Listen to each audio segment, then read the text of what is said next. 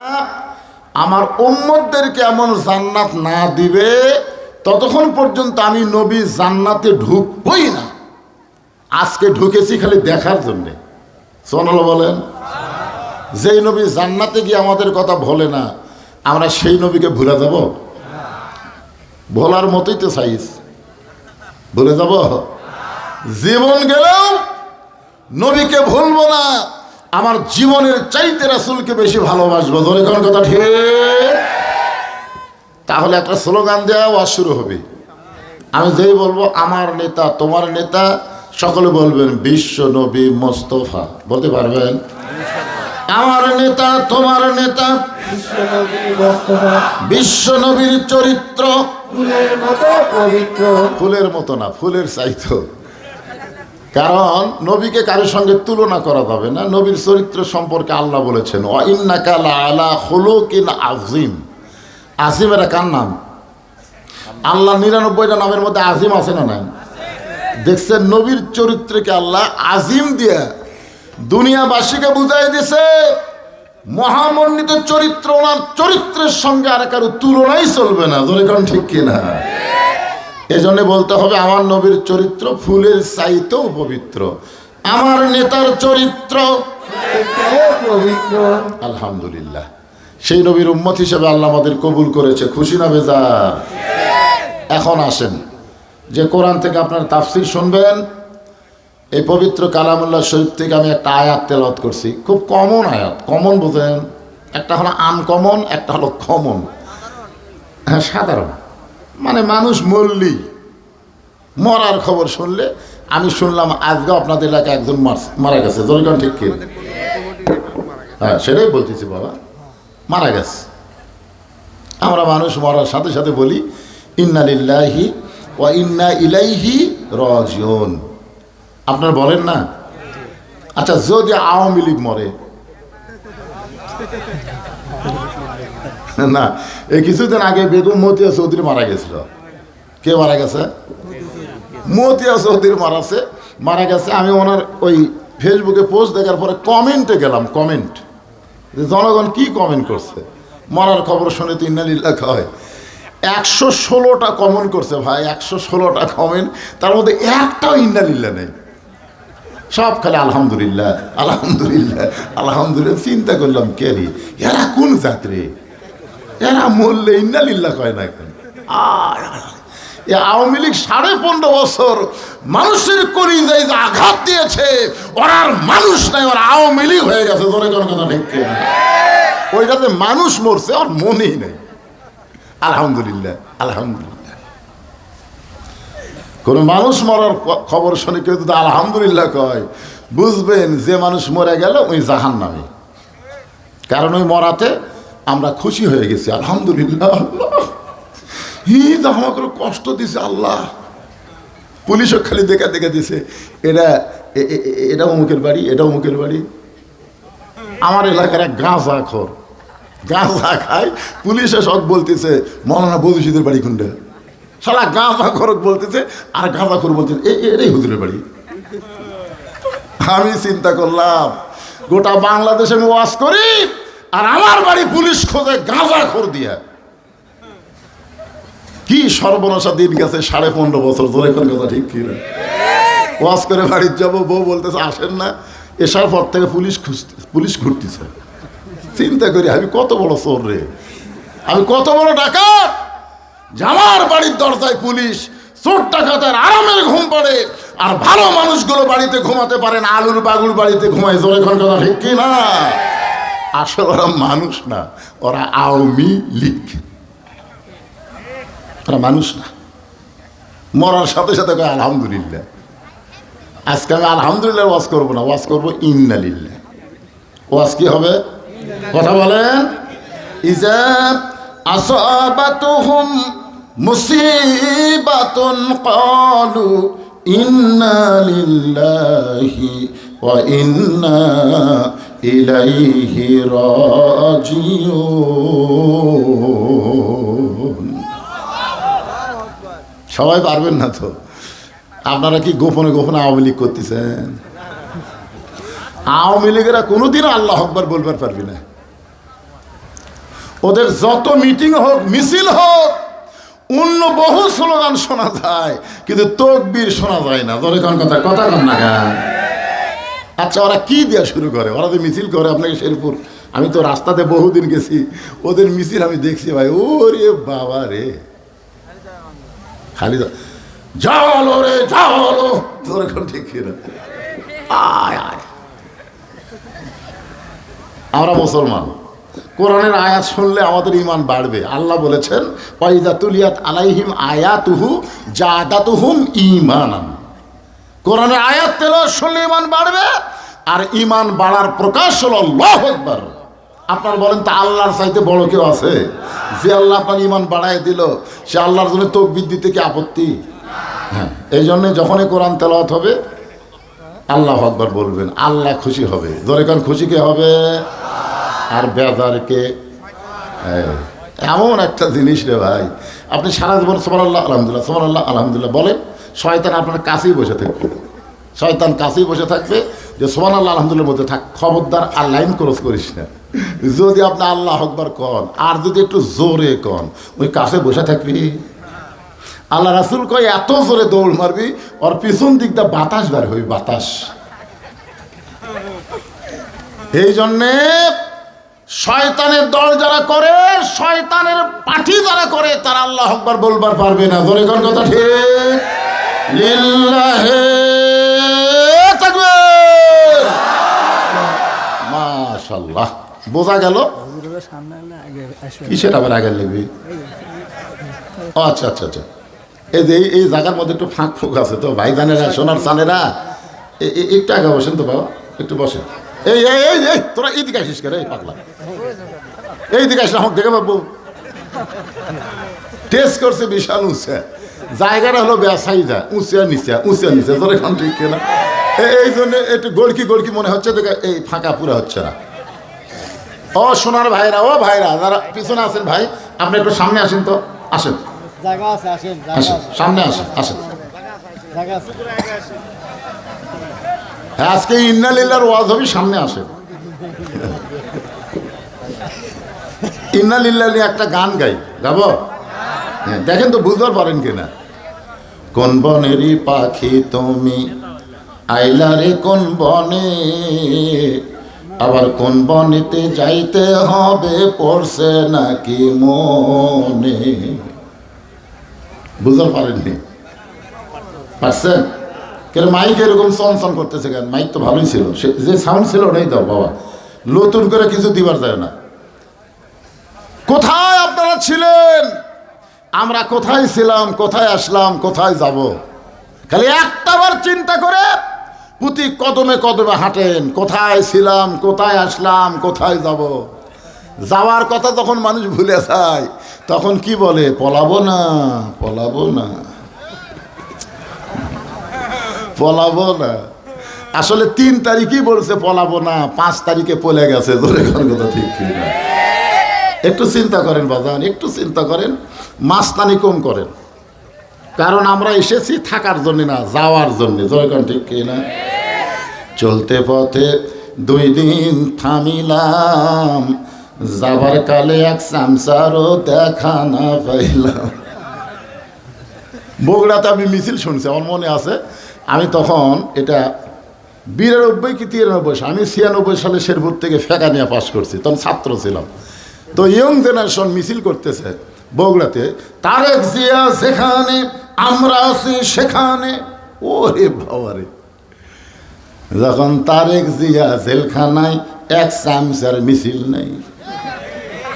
চলতে পথে 2 দিন থামিলাম, যাবার কালে একজনারও দেখা না পাইলাম। ও আমার সাদের মালা যায় রে ছিঁড়ে, রইব না আর বেশি দিন তোদের মাজারে। ইজাব আসাবাতুহুম মুসিবাতুন ক্বালু ইন্না লিল্লাহি ওয়া ইন্না ইলাইহি রাজিউন।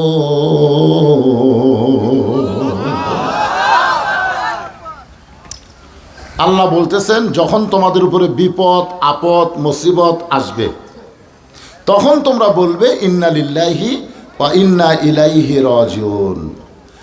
একটা মানুষের জীবনে সবচাইতে বড় বিপদ হলো এই দুনিয়া থেকে বিদায় নেওয়া। আল্লাহ কোরআনে বলেছেন লা তামুতুন্না ইল্লা ওয়া আনতুম মুসলিমুন। মুসলমান না হয়ে তোমরা মরিও না। মুসলমান না হয়ে কেউ যদি মারা যায়, আপনারা বলেন তো মরার পরে তার জন্য বিপদ না শান্তি?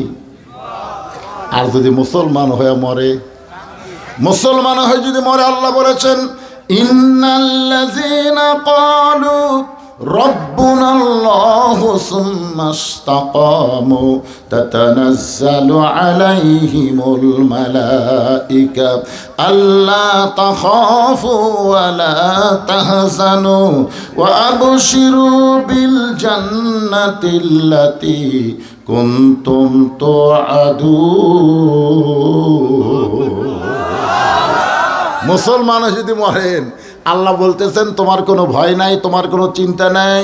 ও আবশিরু বিল জান্নাহ, দুনিয়া থেকে তোমার দেহ যাবে কবরে, তোমার ভিতরে রুহুরে কোনো কবর দেওয়া হবে না, তাকে জান্নাতে জায়গা দেওয়া হবে। আসলে আমরা কি কবরে যাব না জান্নাতে যাব? কবর একটা থাকার জায়গা হলো। খাদিজাতুল কুবরা বলে রাসূলুল্লাহ, সর্বশেষে যেই ব্যক্তি মারা যাবে কবরের ঘরে তাকে 50,000 বছর থাকা লাগবে। এই 50,000 বছর একটা অন্ধকার ঘরের মধ্যে আমি খাদিজা কেমনে থাকবো? যে খাদিজা, যে কবরের কোনো দরজা নাই, জানলা নাই, যে কবরে কোনো বালিশ নাই, কাঁথা নাই, ওই অন্ধকার কবরে কেমনে থাকবো? আল্লাহ রাসূল খাদিজার কবলে একটা চুম্বন দিয়ে বলে, খাদিজা, ঈমান গ্রহণ করার পরে আপনি আল্লাহর সঙ্গে যে সম্পর্ক গড়ে তুলেছেন, আল্লাহ আপনার কবরকে জান্নাত বানায়া দিবে। তাহলে কি বুঝতেছেন?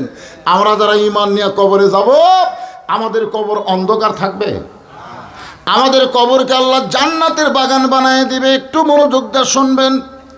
এই দুনিয়া থাকার জায়গা না, যে কোনো মুহূর্তে যাওয়া লাগবে। তাহলে দুনিয়াতে আমরা কি করব? আল্লাহ বলতেছেন আল্লাযী খালাকাল মাউতা ওয়াল হায়াতা লিয়াবলুয়াকুম আইয়ুকুম আহসানু আমালান ওয়া হুয়াল আজিজুল গফুর। মৃত্যু আর হায়াতকে আল্লাহ সৃষ্টি করেছেন পরীক্ষা করার জন্যে। বিষয়টা হলো আহসানু আমালা, সুন্দর আমল। একটু মনোযোগ দিয়ে শুনবেন। আমাদের বাংলাদেশে স্বাধীনতার পর থেকে আমরা আমল করতেছি, কিন্তু সুন্দর আমল করার পরিবেশ পাচ্ছি না। আমরা কিন্তু বাপের দেশ পাচ্ছি। বাপের দেশ বোঝেন? হ্যাঁ, জাতির পিতা স্বাধীনতার ডাক দিয়া পাকিস্তানত আশ্রয় নিল, আর শহীদ জিয়া স্বাধীনতার ঘোষণা করলো। কি আরামে আছে পাকিস্তানে ভাই। বউ চল সব ভারতত পাঠিয়ে দিছে, সব ভারতে আছে, আর নিজে আছে পাকিস্তানে আরামে। আর শহীদ জিয়া সরাসরি সেক্টর কমান্ডার হয়ে যুদ্ধ করলো। যুদ্ধ করার পরে 9 মাস পরে যখন দেশটা স্বাধীন হলো, স্বাধীন হওয়ার পরে উনি পাকিস্তান থেকে বাংলাদেশের বিমানবন্দরে নামলো। কতগুলো চামচা গলাত মালা দিয়ে বলতেছে, আপনি আমাকে জাতির পিতা। জাতির পিতা সংবিধান রচনা করলো, 73-এর সংবিধান বাতিল করে বাকশালী কায়েম করলো। বাংলাদেশে কোনো রাজনীতি চলবি না, তিনি বাদশা, তিনি রাজা, তিনি সব। বাংলাদেশের কিছু জনগণ বুঝবার পারলো এই জাতির পিতা জুতার ফিতার তো থোয়া যাবি না। ধরে কোন কথা ঠিক কি না? 75-এর স্পট পরিবর্তন হয়ে গেল। তারপরে যা খবর আপনারাই জানেন, শহীদ জিয়া এক সময় ক্ষমতাতে আসলো। সার্বভৌমত্ব একমাত্র আল্লাহর বিসমিল্লাহ বলে সংবিধান রচনা করলো। ধরে কোন কথা ঠিক কি না? সর্বদলের মানুষকে রাজনীতি করার সুযোগ দিল। অল্প সময় তিনি বাংলাদেশের ক্ষমতায় ছিলেন। আসলে তিনি ক্ষমতায় ছিলেন না, তিনি আল্লাহর ক্ষমতা বাংলার জমিনে প্রদর্শন করার চেষ্টা করেছিলেন। ধরে কোন কথা ঠিক কি না? ভারতের দালালেরা, ভারত কর্তৃক তাকে হত্যা করা হলো বাংলাদেশের বিতর্কিত কিছু আর্মির মাধ্যমে। এরপরে আমরা এরশাদ চাচাক দেখলাম।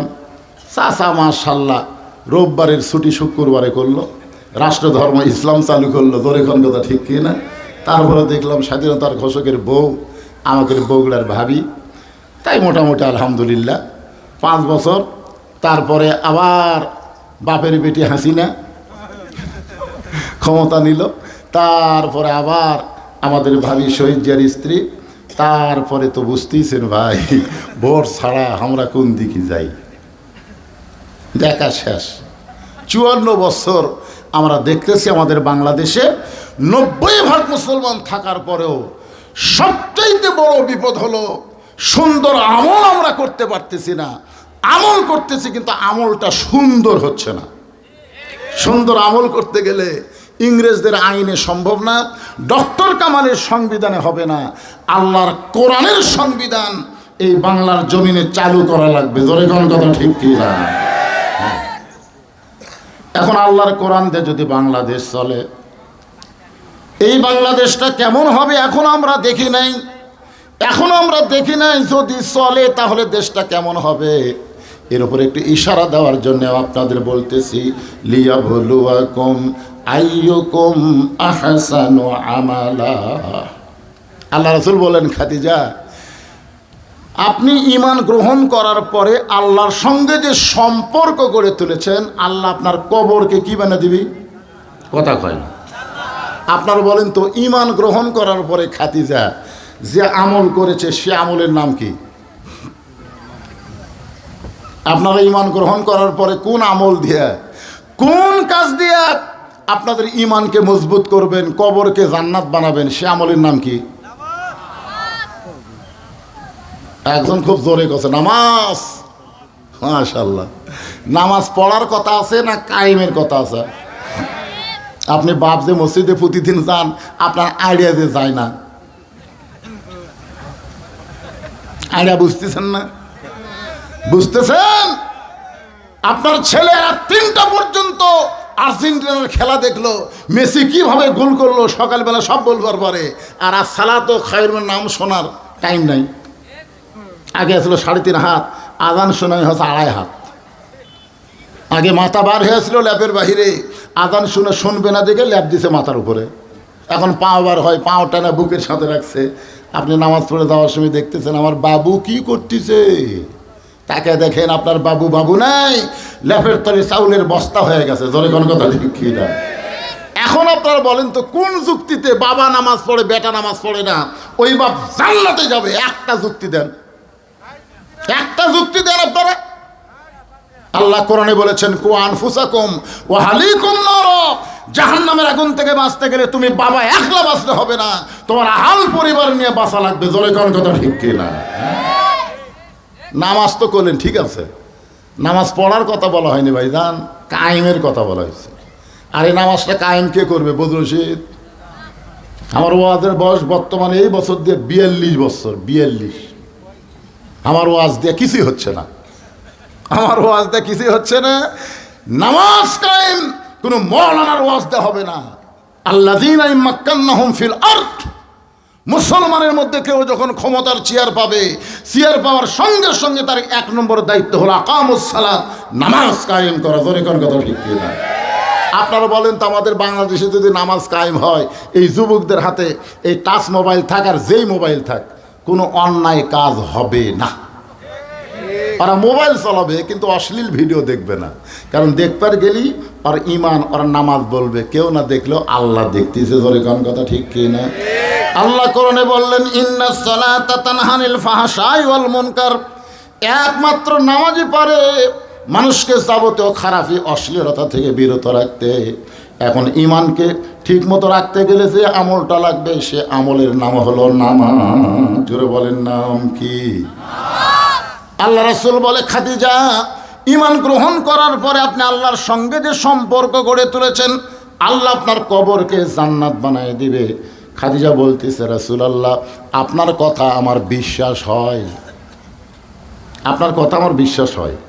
তো রাসূল বলতেছে, বিশ্বাস হয়, এরপরে কি যেন বলবার চাচ্ছেন? বলে, এরপরে বলবার চাচ্ছি আপনার কাছে যদি কিছু চাই, আপনি কি আমাকে দিবেন না? সঙ্গে সঙ্গে নবী 3 বার নাউজুবিল্লাহ বললেন। এই ঈমানওয়ালারা মনোযোগ দিয়ে শোনেন, নবী 3 বার বললেন নাউজুবিল্লাহ, নাউজুবিল্লাহ, নাউজুবিল্লাহ। খাদিজা বললেন, হুজুর আমি আপনার কাছে কিছু চাই। এ কথা শোনার পরে 3 বার নাউজুবিল্লাহ বলার কারণ কি? আল্লাহ নবী বললেন, খাদিজা ঈমান গ্রহণ করার পরে আল্লাহ ছাড়া অন্য কারো কাছে চাওয়ার সুযোগ, এমনকি নবীর কাছেও চাওয়া যাবে না। আর আপনারা যে দয়াল বাবার কাছে চাচ্ছেন, শেরপুরে দয়াল বাবা নাই, তোরা এই 4টা কি রে, তোরা 4টা কি কয়টা?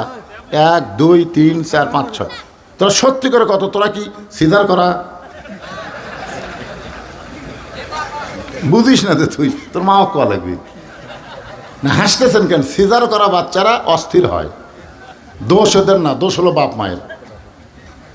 আমরা যারা স্টেজের উপর বসে আছি, আমরা কিন্তু সময়ের আগে কেউ দুনিয়াতে আসিনি। সময় হসে আমার মায়ের পেট থেকে বাড়ি যাচ্ছে, আর এরা সময়ের আগেই বাড়াছে। মানে 2 দিন পরে বাচ্চা হবি। এখন মায়ের চিৎকার কান্নাকাটিতে পেট কাটে বাইরে করে দেখার ঘুমই ভাঙেনি। তো ঘুম যদি না ভাঙে, এখন ডাক্তার কি মরাচল দিবি? তখন টেস্ট করার জন্য পেটের ভিতরে বার করে এই পাও ধরে এরকম একটা ঘুরেন দেয়। এই ঘুরেন দিয়ে এই করে একটা খান্দা ওঠে, ওই কান্দাতে মাথার ঝাঁকি খায়। ওই ঝাঁকিতে ওরা অস্থির। এরা মোবাইল ছাড়া ভাত খায় না, মোবাইল না দেখলে এদেরকে কান্নাও থামে না। জোরে এখন কথা কন না যায়। এখন একই জায়গায় 6টা বসেছে, এরা যদি সিজার করা হয় তো আর শেষ।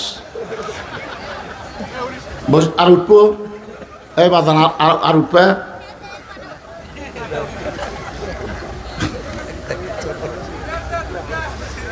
না না না, ওয়াজ তো এখনো শুরু হয়নি রে ভাই, এখন শুরু হবে। এই সময় এরা ডিস্টার্ব করলে কাম হবে? এত ছোট ছোট বাচ্চারা কি দরকার? ও যে একটা আবার খাড়া হতে, এই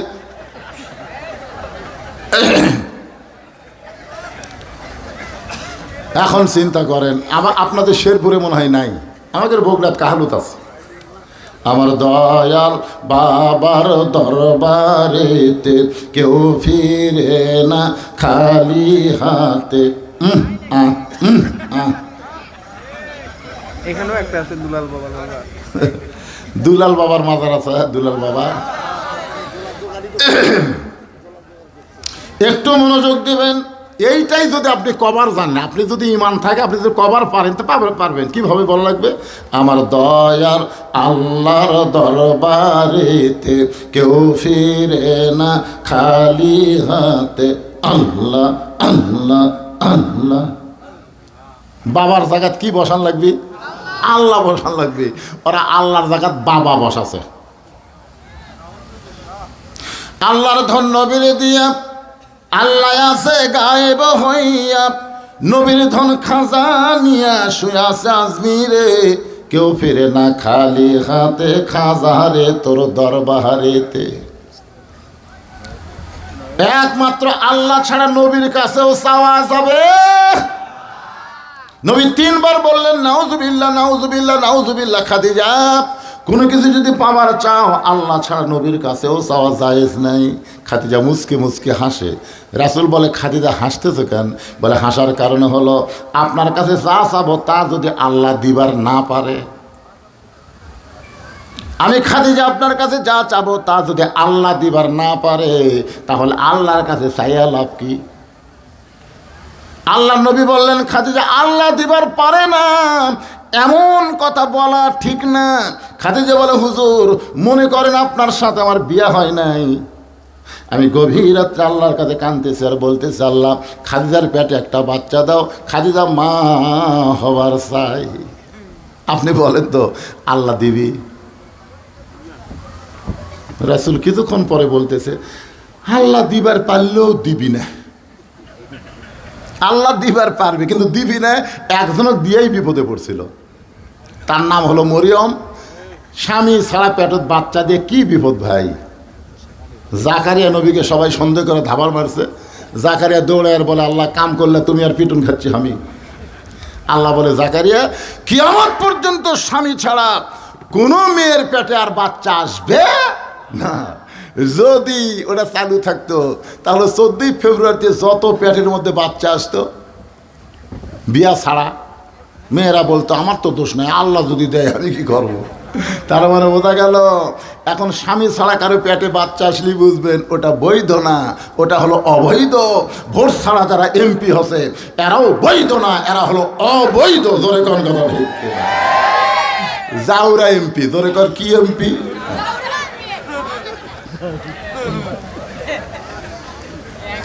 এখন আপনারা বলেন বিয়ে হয়নি পেটে বাচ্চা, ওইটারে যদি আপনারা বৈধ বলতে না পারেন, তুমি ভোট পাওনি, তুমি এমপিগিরি করতেছো, ওইটাও বাংলার জমিনে কোনোদিন বৈধতা পাবে না। জোরে কোন কথা ঠিক কিনা?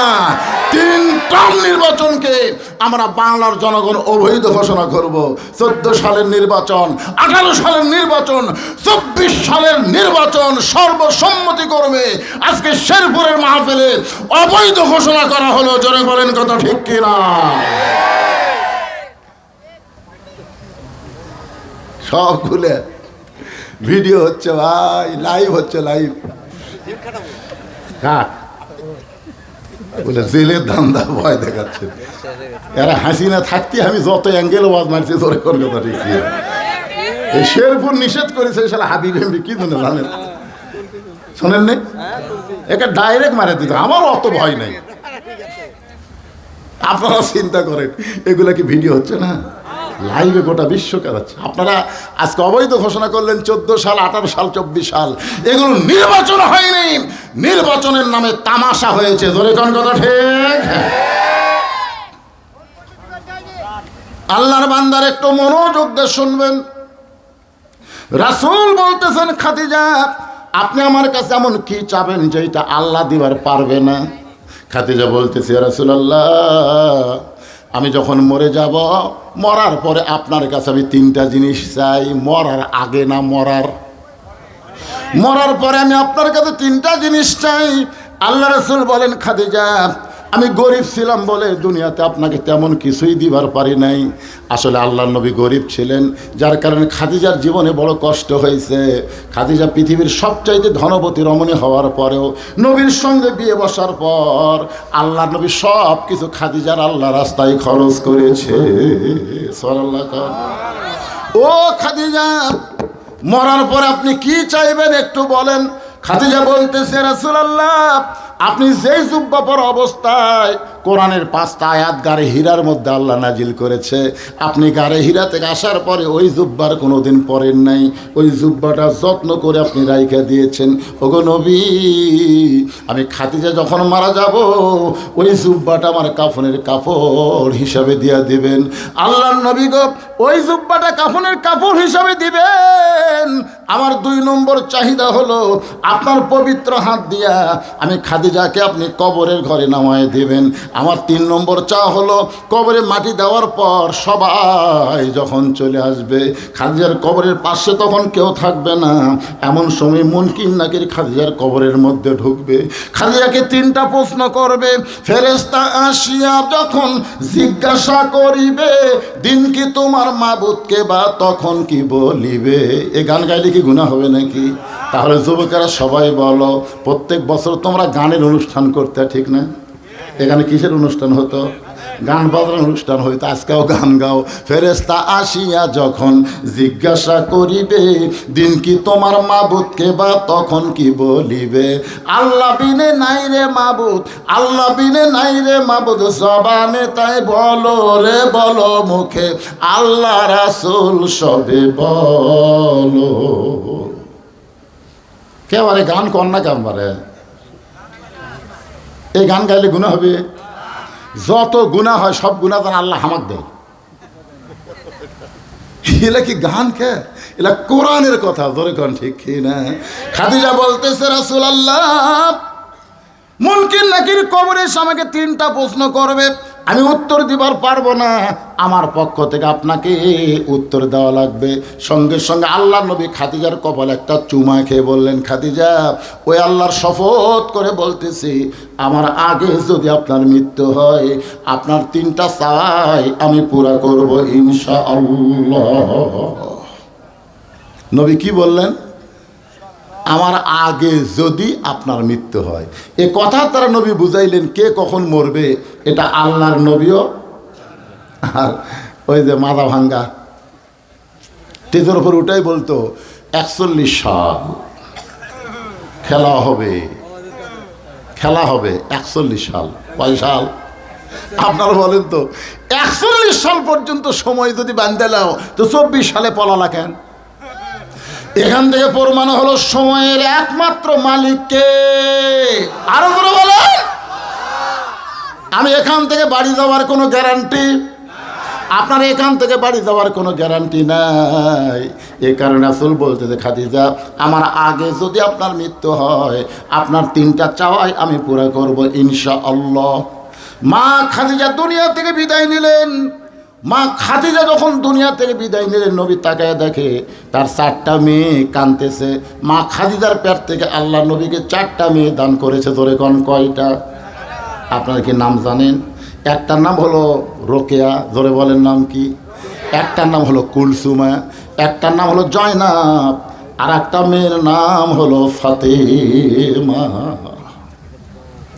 নবী তাকায় দেখে 4টা মেয়েই কাঁদতেছে, কিন্তু 3টা মেয়ের কান্নার শব্দ শোনা যায়, আর একটা মেয়ের কান্নার কোনো সাউন্ড নাই। চোখ দিয়ে পানি পড়তেছে কিন্তু কান্নার শব্দ নাই। আর 3টা মেয়ে কাঁদতেছে, আমার মা মইরা গেছে রে, কোথায় গেলে মা পাবো বলে দাও না আল্লাহ রে, এই আমার মা মইরা গেছে রে। আপনাকে এলাকাত মেয়ে মানুষ কান্দেন এরকম? আমার বাবা মইরা গেছে রে, মরার আগে খাট দিবার চাইছিল, সেই খাট আমাকে দিবে কে, এই আমার বাবা মইরা গেছে রে। তখন বড় ভাই এসে বলতেছে, পাগলি কান্দিস না, যেই খাট আব্বা দিবার চাইছিল সেই খাট আমি তো কিনা দেবো, কান্দিস না। তখন আবার কান্দিস, আমার বাবা মইরা গেছে রে, মরার আগে খাট দিবার চাইছিল, সেই খাট বড় ভাই দিবে, কিন্তু ল্যাপ তো সগ দিবে কে, এই আমার বাবা মইরা গেছে রে। তখন মেজো ভাই বলতেছে, ল্যাপ তো সগ আমি দেবো, কান্দিস না। তখন উঠে দেওয়া বলতেছে, মানুষ বুড়া হলে তো মরবি, মনের কান্দার বান্দা হয়ে গেছে। তোর কোন কথা ঠিক কিনা?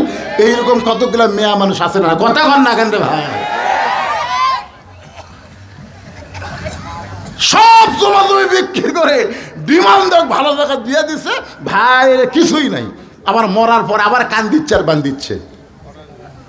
সব মেয়ে না, এরকম কিছু মেয়ে সমাজে আছে। ধরে কোন ঠিক কিনা? আল্লাহর নবী ওই 3টা মেয়ের বিনয় কি কান্না থেকে কিছুই বললেন না। নবী ফাতেমাকে ডাক দিলেন, ফাতেমা তুই একটু আমার ঘরের মধ্যে আয় তো মা। যে মেয়েটা কাঁদতেছে কিন্তু কান্নার শব্দ নাই, ওই মেয়েটাকে নবী ডাক দিলেন। ফাতেমা ঘরের মধ্যে গিয়া বলতেছেন, বাবা আমারে ডাকলেন কেন? আল্লাহ রাসূল বলে, ফাতেমা তোমার মা মরার আগে ওসিয়ত করে গেছে, তোমার মা মরার আগে ওসিয়ত করে গেছে, তোমার মাকে তুমি গোসল করায় দিবা, তোমার মাকে তুমি কাফনের কাপড় পরায় দিবা। ফাতেমা বলতেছে, বাবা আমার আরও 3টা বোন আছে, তাদেরকে সঙ্গে নিয়ে কি মাকে গোসল করায় দেব, তাদেরকে সঙ্গে নিয়ে কি মারে কাফনের কাপড় পরায় দিব? রাসূল বলে, ফাতেমা তোমার মা শুধু ওসিয়ত করেছে তুমি একা একা তোমার মাকে গোসল করায় দিবা, তুমি একা একা কাফনের কাপড় পরায় দিবা। ফাতেমা বলে, বাবা আমার 3টা বোন যদি মনে মনে কষ্ট পায় যে মা দুনিয়া থেকে চলে গেল, ফাতেমা একলা একলা গোসল করায়, আমাদের সঙ্গে নিল না। রাসূল বলে, ফাতেমা ওসিয়ত পালন করা হলো ওয়াজিব। জোরে কর না সুবহানাল্লাহ। ওসিয়ত পালন করা কি ওয়াজিব।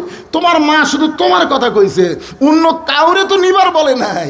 এখান থেকে প্রমাণ হলো মরার আগে ওসিয়ত করা যাবে, আপনি মরার পরে কোনো বেনামাজি যেন আপনার কবর খনন না করে, এই ওসিয়ত আপনি জীবিত অবস্থায় করতে পারেন। জোরে করেন ঠিক কিনা? আপনার কি কোনোদিন করছেন? আপনি 3 তলা একটা বাড়ি করবেন, এলাকার সবচাইতে ভালো মিস্ত্রি আপনি খোঁজেন, আমার এলাকার সবচাইতে ভালো মিস্ত্রি কে রে?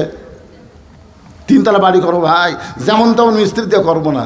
যেই বাড়িতে আপনি থাকতে পারবেন না সেই বাড়ি যদি ভালো মিস্ত্রি দিয়ে তৈরি করেন, যেই কবর আপনাকে 50,000 বছর থাকা লাগবে, সেই কবরও ভালো মিস্ত্রি দিয়ে খনন করা দরকার। ধরে কোন কথা ঠিক কিনা? হ্যাঁ, তো সারা নামাজ পড়ে না, কবর খোঁড়ার বিড়ি খায়। কবর খোঁড়বে, কবরের কি বোঝা? কথা কন না কেন? ভিত যদি দুর্বল হয়, 3 তলা বিল্ডিং তুলতেছেন, ঢোকার আগে বিল্ডিং ভাঙা বলবি রে। ওই বিড়ি টানতেছে আর কোদাল মারতেছে, আর একজন কবর সমান করে ওই একটা টানতেছে, আর একজন কবর থেকে মাটি তোলে উই একটা টান দিতে, মানে বিড়ি খাওয়ার জামাত শুরু হয়ে গেছে। গোরস্থানে যত ফেরেস্তা ছিল সমস্ত ফেরেস্তা কবরস্থান ছেড়ে রাস্তার যে ঘুরতেছে। আল্লাহ কাকে রে ফেরেস্তা গোরস্থান ছাড়লি খেন, ফেরেস্তাকে আল্লাহ দুর্গন্ধ লাগতেছে, এমন বিড়ি খাওয়া খায়, আয় হায় হায় হায়। ফেরেস্তারা কিন্তু সব সহ্য করবার পারে, দুর্গন্ধ সহ্য করবার পারে না। কি মনে কষ্ট পাচ্ছেন? হ্যাঁ, আপনি ওসিয়ত করেন, আপনার কি বাড়ি বানাতে টাকা লাগে না? আপনি দুনিয়াতে যেই বাড়ি তৈরি করেন 10-20 লাখ টাকাতে বাড়ি তৈরি করছেন, আপনার কবর কেউ তৈরি করতে গেলে যদি 1 লাখ টাকা খরচ হয়, আপনি 5 জন নামাজিকে 10,000 করে টাকা দেন যে ভাই আমি মরে গেলে আমার কবর তোরা 5 জন খুঁড়ে দিস, যদি আমার আগে তোরা মরিস মাপ। আপনি খোঁজ করে দেখেন মসজিদের মুয়াজ্জিনকে আপনি 20,000 টাকা দিয়ে বলেন ভাই আপনার মাথা হাসরের সবচাইতে উপরে থাকবে, আপনার মাথায় আল্লাহ একটা নূরের টুপি পরায় দেবে মুয়াজ্জিন সাহেব, আপনি আমাকে একটু গোসল করাই দেবেন। ধরেন 20,000 টাকা নেন, আপনি যদি আমার আগে মরেন তো মাপ, আর যদি বাঁচা থাকেন আমাকে একটু গোসল করে দেবেন। এলাকার বড় আলেমকে কিছু হাদিয়া দিয়ে বলবেন হুজুর আমি মরে যাওয়ার পর আমার একটু জানাজা পড়াবেন। এরকম ওসিয়ত করার দরকার আছে না নাই? কথা বলতেছেন না। মরে গেলি ফুরে গেল নাকি? মরে গেলি ফুরে গেল। আল্লাহ রাসূল বললেন ফাতেমা তোমার মাকে একটু গোসল করায় দিবা, তোমার মাকে কাফনের কাপড় পরায় দিবা, এটাই হলো তোমার মায়ের ওসিয়ত। ফাতেমা মাকে গোসল করায় দিলেন, নিজের হাতে একা একা খাদিজাকে গোসল করায় দিয়ে আল্লাহ নবীকে বলতেছে বাবা এখন মাকে কাফনের কাপড় পরায় দিব, আমাকে কাফনের কাপড় দেন। সঙ্গে সঙ্গে আল্লাহ নবী ওই জুব্বাটা, যেই জুব্বা গাড়ি হীরার জুব্বা, যেই জুব্বা পরে 3.5 বছর নবী সাধনা করেছেন, যে সাধনার ফলশ্রুতি আল্লাহ তাআলা লহে মাহফুজ থেকে কোরআনের 5টা আয়াত নবীর উপরে নাজিল করেছে, ওই জুব্বাটা বের করে ফাতেমার হাতে দিয়ে বললেন মা এই জুব্বাটাই তোমার মাকে কাফনের কাপড় পরায় দাও। ফাতেমা ছোট বাচ্চার মতন কাঁদতেছে আর বলতেছে বাবা মক্কার দোকানে কি নতুন কোনো কাপড় নাই? নতুন কোনো কাপড় না দিয়া এই পুরাতন জুব্বা কেন আমার মাকে দিবেন? বাবা আমি মায়ের কাছে গল্প শুনেছি, আপনি যখন মক্কার রাখাল ছিলেন আমার মা ছিলেন মক্কার সবচাইতে ধনবতী রমণী, আমার মা ধনবতী রমণী, আপনি রাখালকে স্বামী হিসেবে গ্রহণ করেছে, আজকে সেই ধনী মহিলা আমার মা মারা গেল, নতুন কোনো কাপড় না দিয়ে এই পুরাতন জুব্বা কেন দিচ্ছেন? বাবা আমি মায়ের মুখে শুনেছি। রাসূল বলে ফাতেমা তোমার মায়ের মুখে আর কি শুনছ? ফাতেমা বলতেছে বাবা আমার মা একদিন আমার সামনে মুচকি মুচকি হাসতেছে, আমি বললাম মা আপনি হাসেন কেন? বলে হাসার কারণ হলো তোর বাবার সাথে বিয়ে বসার কথা আমার মনে পড়ছে। ফাতেমা বলতেছে মা বাবার সঙ্গে বিয়ে হওয়ার সময় কি কথা মনে পড়েছে? খাদিজা বলতেছে ফাতেমা রে তোমার বাবা ছিল আমার বাড়িতে রাখাল, আমি ছিলাম মক্কার সব চাইতে ধনবতী রমণী, আমি দুপুরবেলায় দেখি সব রাখালগুলো ঘরের মধ্যে আরাম করতেছে, আমার এত রাগ হয়ে গেল যে হাজার হাজার উটদুম্ব চড়ানো বাদ দিয়ে রাখালগুলো দুপুরবেলা আরাম করে। রাখালের সর্দারকে ডাক দিলাম ও সর্দার আমার হাজার হাজার উটদুম্বা বাদ দিয়ে তোমরা দুপুরবেলা ঘরে আরাম করতেছো কারণ কি? রাখালের সর্দার বলে মালকিন আপনি জানেন না আমরা ভাগ্য গুণে এমন একটা রাখাল পাইছি যে রাখাল চাকরিতে জয়েন করার পরে আপনার উট দুম্বা সব ভদ্র হয়ে গেছে। রাখাল যদি বলে খাও উটদুম্বা খায়, রাখাল যদি বলে খাওয়া বন্ধ করো উটদুম্বা খাওয়া বন্ধ করে দেয়, রাখাল যদি বলে চলো যাই উটের লাইনে উট, দুম্বার লাইনে দুম্বা, রাস্তা নিয়ে বাড়ির দিকে রওনা দেয়। খাদিজা চিৎকার করে বলে রাখালের সর্দার জন্তু জানোয়ার কোনোদিন রাখাল মানুষের কথায় বাধ্য হবার পারে না, এই গাঁজাখুরি গল্প কেমনে বলতেছো? রাখালের সর্দার বলে মালকিন যদি বিশ্বাস না হয় আপনি তদন্ত করেন। খাদিজা বলে ফাতেমা রে রাখালের সর্দারের কথা মতো তোমার বাবাকে তদন্ত করতে গেলাম, তদন্ত করতে গিয়ে দেখি সূর্যের তাপে পাথর পোড়া গন্ধ পাওয়া যায়, সূর্যের তাপে বালু পুড়ে পুড়ে গন্ধ আসতেছে, তোমার বাবা দাঁড়ায় আছে রোদ্রের ভিতরে। হঠাৎ আমি তাকায় দেখি চারিদিকে রোদ পড়ে কিন্তু তোমার বাবার মাথায় কোনো সূর্যের তাপ নেই, এক খণ্ড মেঘ তোমার বাবার মাথার ছাতাকে যেন বানায়া দিছে। আমি খাদিজা আশ্চর্য হয়ে গেলাম, আমি খাদিজা আশ্চর্য হয়ে গেলাম।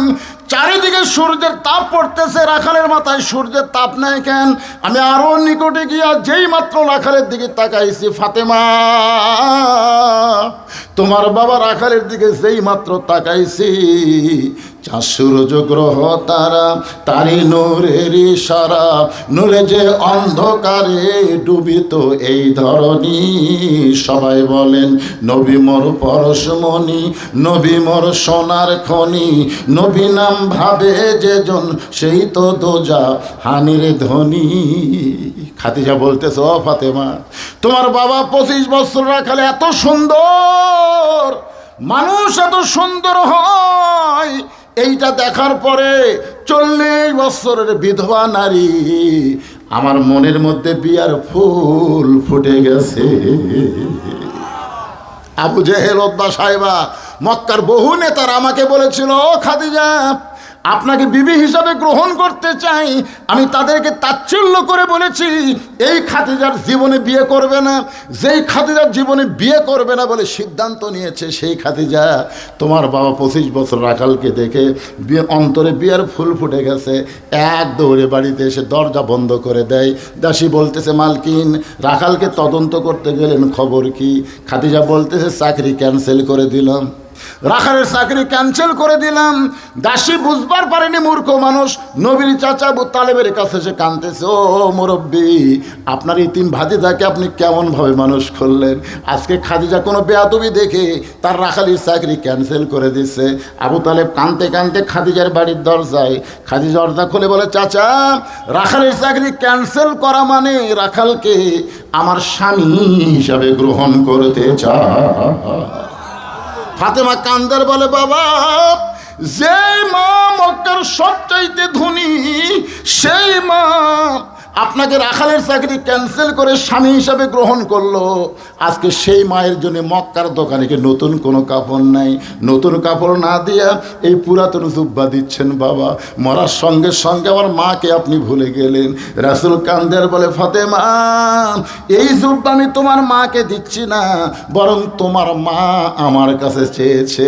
এই জুব্বা সাধারণ জুব্বা নয় মা, এই জুব্বার সঙ্গে আল্লাহর কোরআনের সম্পর্ক রয়েছে। আপনারা এখন বলেন, কোরআনের সম্পর্ক যাদের সঙ্গে থাকে, যার সঙ্গে থাকে, তার দাম বাড়ে না কমে? আগামীতে আমরা আল্লাহর কোরআনের সঙ্গে সম্পর্ক করতে কারা কারা চান? 2 হাত তুলে একটু আল্লাহরে দেখান। এই কারা কারা তুলতেছে না দেখেন তো, কে কে তুলতে একটু গড়িমসি করতেছে। লিল্লাহে তাকবীর। হাত টান টান করে রাখেন, হাত টান টান করে রাখেন। আল্লাহ, আজকে শেরপুরের মাটি ধন্য হয়ে গেল। তোমার বান্দারা গভীর রাত্রে কোরআনের সঙ্গে সম্পর্ক করার জন্য 2টা হাত তুলে দিয়েছে। এই হাতগুলোকে আল্লাহ তুমি কোরআনের জন্য জান্নাতের বিনিময়ে কবুল করে নাও। জোরে কোন আমিন। হাত নামান। কি লাভ, কি লাভ দুনিয়ার সাথে সম্পর্ক করে, দুনিয়ার আইনের সাথে, দুনিয়ার রাজনীতির সাথে সম্পর্ক করে আমাদের লাভটা কি রে ভাই?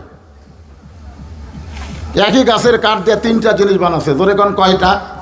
3টা জিনিস বানাচ্ছে, একটা খাট, একটা সোফার, একটা রেহাল।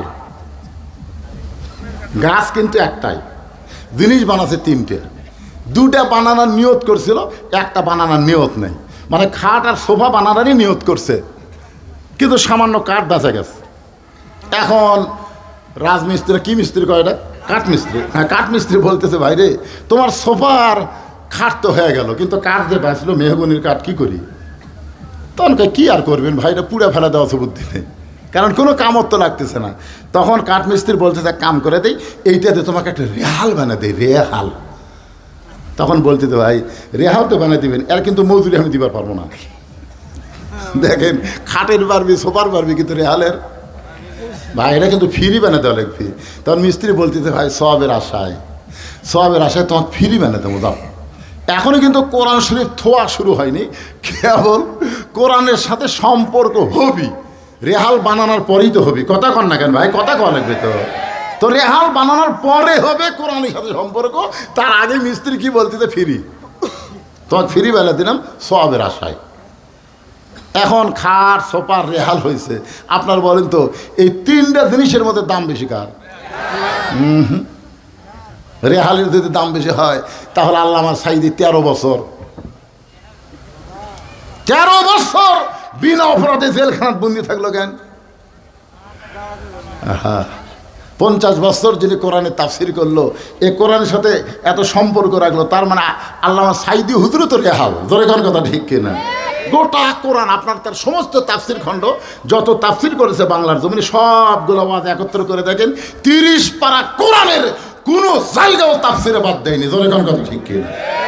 অথচ এমন একটা কোরআনের রেহালকে বিনা অপরাধে 13 বছর জেলখানাত বন্দি হল। আমরা খালি দোয়া করি, আল্লাহ দুনিয়ার কোর্ট কাছারিতে সাইদে হুজুরের কোনো জামিন হবি না, আল্লাহ তোমার দরবারে আমরা আরজ করি, আল্লাহ তাকে তুমি হায়াতে তাইবা দান করো, সাফায়ে কুল্লিয়া দান করো। দিন দিন হুজুরের চেহারা কি সুন্দর হচ্ছিল, জোরে কোন কথা ঠিক কিনা? যেদিন আপনার শেষ দেখা, তিনি যখন আপনার জেলখানা থেকে বের হয়ে গাড়িতে চললেন, গাড়ির থেকে যখন নামলেন, ওই দৃশ্য আপনারা দেখছেন। আমার ফেসবুকে এখনো ওই দৃশ্যটা আমি ভিডিও আকারে ছাড়ছি। কি হাসি রে, কলজা ভরে গেল।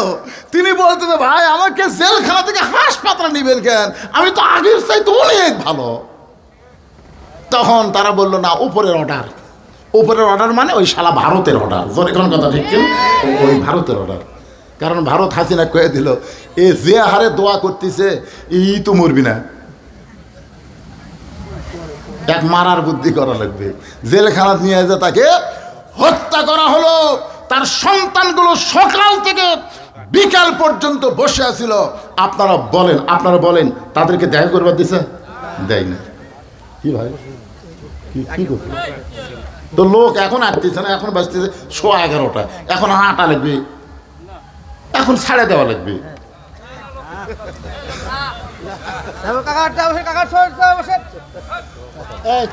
আসলে শোনেন, আসলে ব্যাপারটা হলে কি, রোহিঙ্গা মুসলমানকে আমরা জায়গা দিছি রে, রোহিঙ্গা জায়গা দিছি। আর এরা কি রোহিঙ্গার সাথে খারাপ? ওরকম আপনারা জায়গা দিলেন না, জায়গা থাকার পরেও আপনার ইচ্ছা করে জায়গা দিলেন না। লোকগুলো দাঁড়িয়ে আছে, এই ভাইয়ের দেখে কষ্ট লাগতেছে, ওরা বসবি না, এটাও একটা কথা। ঠিক আছে, আমি যেই কথা বলতেছি একটু মনোযোগ দিয়ে শোনেন, বিরক্ত হচ্ছেন? তাহলে কি বুঝলেন? রেহালের দাম বেশি বলতেছেন কারণ রেহালের সম্পর্ক আল্লাহর কোরআনের সাথে, আর খাট সোফার সম্পর্ক হলো মানুষের সাথে। জোরে কোন, কার সাথে? খাট আর সোফার সাথে কার সম্পর্ক? মানুষের সাথে। কোরআন শরীফ এরকম লিভার যায়, রেহালের উপর আছে, তো কোরআন শরীফ লিভার যায়, কাঠের রেহাল ঠাস করে সে পায়ের ওপর পড়ছে। যে পায়ের ওপর পড়ছে কিন্তু লাগিছে, রেহাল পড়া কিন্তু লাগিছে, ওই লাগার কথা ভুলে যায়, রেহালকে তুলে তাকে দেখে ওই রেহালের কোনা লাগা লোক কেটে গেছে। ওই লোক কাটার দিকে খেয়াল নাই, রেহালক সমানে করে চুমা খাচ্ছে।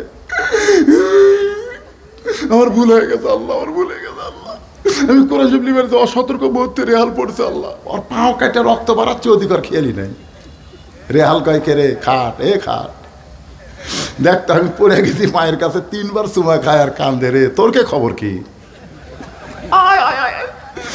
খাট বলতেছে, ভাই আমাকে লাগতে না জন্য বানাছো রে, লাগতে।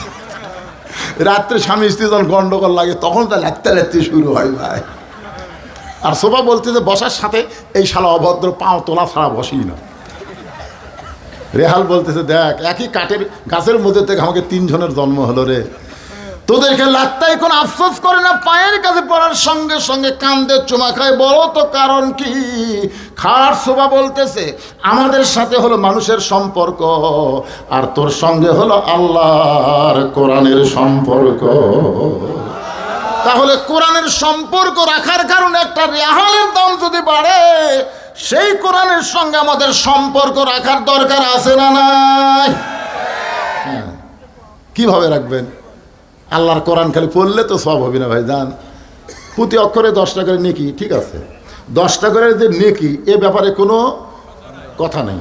10 টাকা করে নেকি, প্রতি অক্ষরে 10 টাকা করে নেকি, কিন্তু এই নেকিটা কিন্তু নফল। কোরআন শরীফ পড়বেন, আলিফ 10, লাম 10, মিম 10। এক লোক 2 মণ আলু নিয়ে গেছে শেরপুর বাজারে, এক খরিদ্দার বলতে ভাই কতটুকু আছে, আলুওয়ালা বলে 2 মণ, বলে আমিও তো 2 মণ নিও ভাই, তাহলে দেও।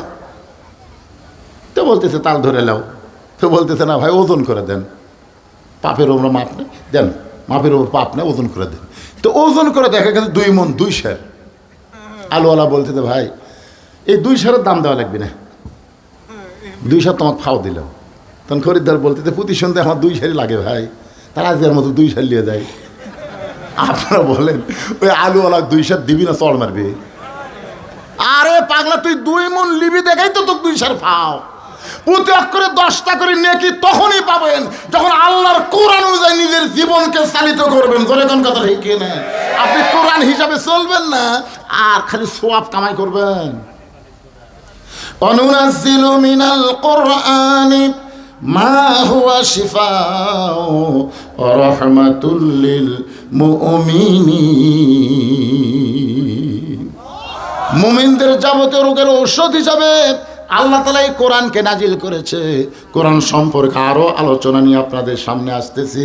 এবার একটু খেয়াল করেন, রাসূল বললেন, ফাতেমা এই জুব্বা আমি দেইনি মা, এই জুব্বা তোমার মা চেয়েছে। এই জুব্বার সঙ্গে আল্লাহর কোরআনের সম্পর্ক রয়েছে। এই জুব্বা হলো গাড়ি হীরার জুব্বা। সঙ্গে সঙ্গে ফাতেমা জুব্বা পরানোর জন্য মায়ের ঘরের দিকে রওনা দেয়। ফাতেমা সামনে সামনে, আল্লাহ নবী পিছনে পিছনে। ফাতেমা যাচ্ছে সামনে আর নবী হাঁটতেছে পিছনে। অথচ আল্লাহ কোরআনে বলেছেন, আমার নবী যখন হাঁটবে নবীর সামনে কেউ হাঁটতে পারবে না। নবী থাকবে সবার সামনে আর সবাই থাকবে নবীর পিছনে। কিন্তু আল্লাহ নবী ফাতেমাকে সামনে দিয়ে নিজে পিছনে পিছনে হাঁটতেছে। বাজান একটু মনোযোগ দিয়ে শুনবেন, নবী কেন পিছনে হাঁটে, ফাতেমারে কেন সামনে দেয়? কারণ আল্লাহর নবী ফাতেমাকে মায়ের মতন সম্মান করত।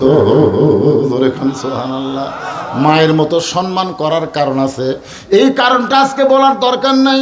ফাতেমার সামনে সামনে যায়, নবী পিছনে পিছনে যায়।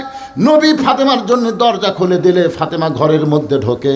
সঙ্গে সঙ্গে নবী খাদিজার ঘরের দরজা বন্ধ করে দেয়। ফাতেমা ঘরের মধ্যে ঢুকেছে, নবী দরজা বন্ধ করে দরজার কাছে বসে আছে। কিছুক্ষণ পর আল্লাহর নবী দেখে ফাতেমা হাসতে হাসতে দরজা খুলেছে। নবী চমকে গিয়ে বলে, ফাতেমা কানতে কানতে ঢুকলে আমার জুব্বা নিয়ে তোমার মাকে কাফনের কাপড় পরানোর জন্যে, কিন্তু হাসতে হাসতে দরজা খুললে কেন? ফাতেমা বলতেছে, বাবা কানতে কানতে কেন ঢুকছি আপনি জানেন, হাসতে হাসতে দরজা খুলছি এটাও আপনি জানেন। রাসূল বলে, ফাতেমা কানতে কানতে ঢুকলে এটা আমি জানি, কারণ মেয়ে তার মাকে কাফনের কাপড় পরাবে, অবশ্যই কানতে কানতে ঢুকবে। কিন্তু হাসতে হাসতে দরজা কেন খুললে এটা আমি নবীও জানি না। এখান থেকে প্রমাণ হলো আমাদের নবী গায়েব জানে না। কথা কন না কেন? নবী গায়েব জানে?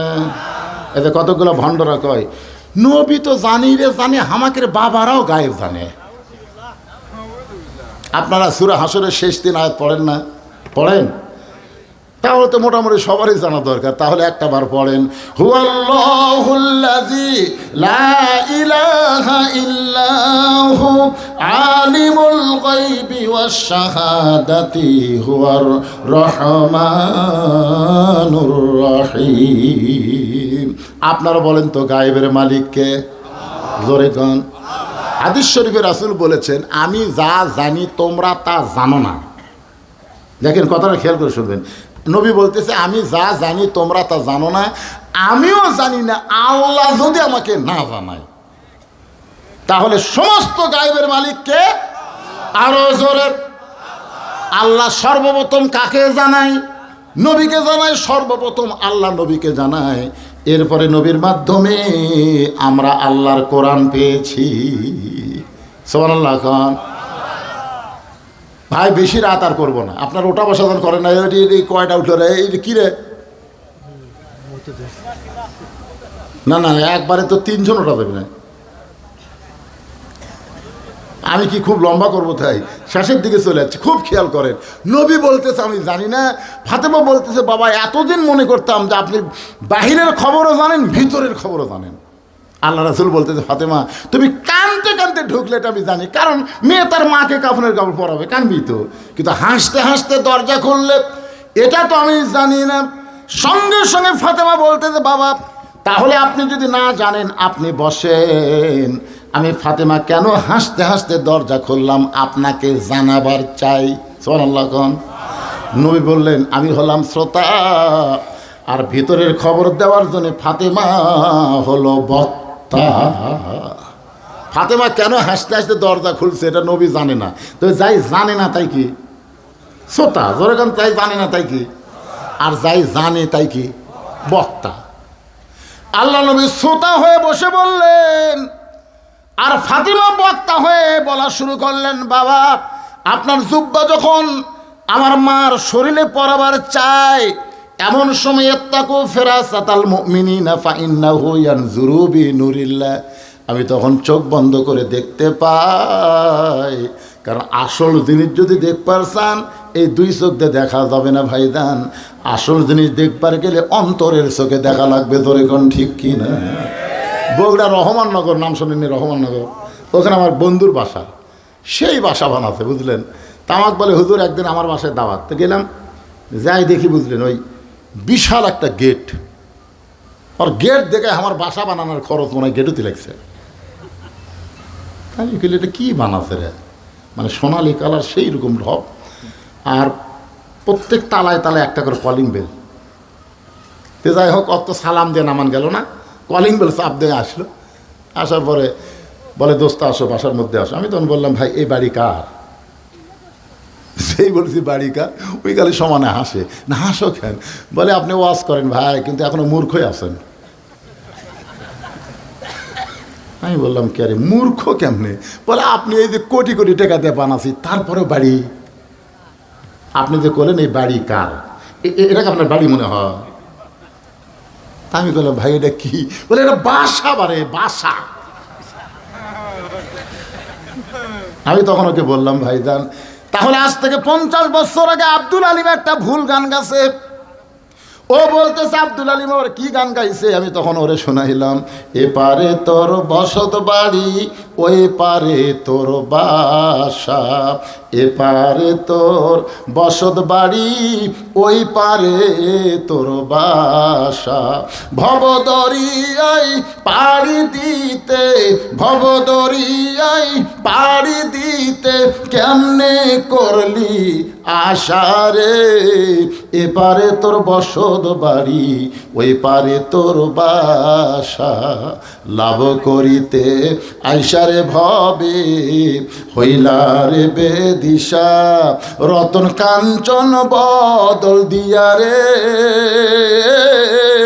কিল্লি তামাশিসা, এ পাহাড়ে তোর বসত বাড়ি, ওই পারে তোর বাসা।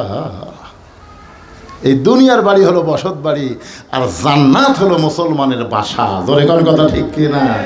এই পার ওই পার, এই পার, কি বুঝতেছেন? এই পার মানে দুনিয়া, ওই পার মানে জান্নাত, মাঝখানে হলো মৃত্যু নামক নদী। জোরে কোন কথা ঠিক কিনা?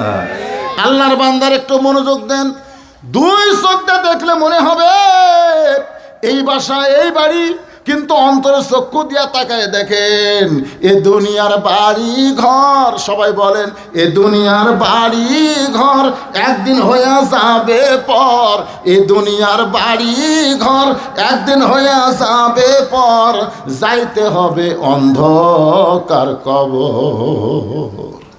লোকটাকে বললাম ভাই এই দুটা গান শুনালাম, এখন বলতেছি বলতো এটা কি? ভাই এটা বাড়ি ভাই, কে বাসা নাই। আসলে ভাইরে মরা লাগবি রে পাগলারা, বাসার দিকে 5 তলা 6 তলা। কি দেখতেছেন ভাই? কয় 6 তলা করছি হুজুর, রড বার করে থুছি। আরে 1 তলা কর্ম হুজুর। 2 কান্ত দিয়ে ফেরেশতা কয় পাগলা উপর দিকে না থেকে নিচতলা, নিচতলা, নিচতলা বুঝিয়েছি, 1 তলাও না নিচতলা, 1 তলারও তলে চোখ থাকা লাগবি রে পাগলা। তুই ঘাড় কাত করে কি দেখিস? তুই কি ঘাড় কাত করে দেখবেন? ঘাড় কাত কি দেখতেছে? কতক্ষণ কোন তালা থাকবেন? 1 তলা 2 তলা 3 তলা না নিচতলা? জোরে বলেন কোন তালা? আরো জোরে। ফাতেমা বলতেছেন বাবা আমার মাকে যখন আপনার ওই জুব্বা কাফনের কাপড় পরাবার চায়, এমন সময় দেখতে পাই আমার মার দেহে আল্লাহ জান্নাতের পোশাক পরাইয়া দিছে। সঙ্গে সঙ্গে নবী মাটিতে হাত দিয়ে কান্না শুরু করলেন। ছোট বাচ্চার মতো নবী কাঁদতেছে। ফাতেমা বলতেছে, বাবা আমার মায়ের দেহে জান্নাতের পোশাক পরার কথা শুনে আপনি এমন করে কাঁদেন কেন?